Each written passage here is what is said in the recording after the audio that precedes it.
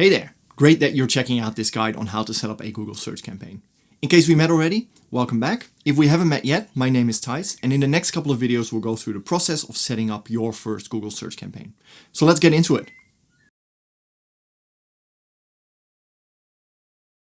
First off, a couple of things to set the right expectations. The campaign we'll be setting up will only make sense if you're a business targeting a specific local area. Think suburbs or municipalities, but not large cities, states, or bigger. The campaign we'll be setting up is also focused primarily on getting you inbound calls and website traffic, as things like setting up website tracking would quickly make this guide way too complicated. Basically, it's possible to get super technical with digital advertising, but that's not what this guide is about. The goal is to get you started and getting results. Making it perfect is for another time. It's that whole 80-20 rule thing. That also means that your first results will probably be the worst ones you'll ever get. That's important to keep in mind going in, because it might take a little while before you start seeing results, let alone seeing good results. Right, so if none of that scared you away, let's get into why we suggest starting with Google Ads and not Facebook, Instagram, or TikTok, for example. The keyword here is intent.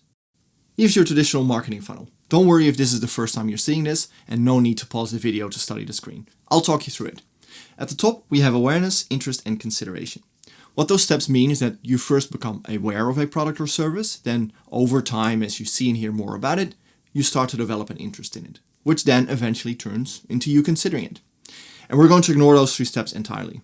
The reason for that is that if you're a plumber or a sparky, for example, people generally already are familiar with your product or service. They don't have to be made aware of it. For example, a lot of people automatically become interested in plumbers when either literally or figuratively, shit hits the fan.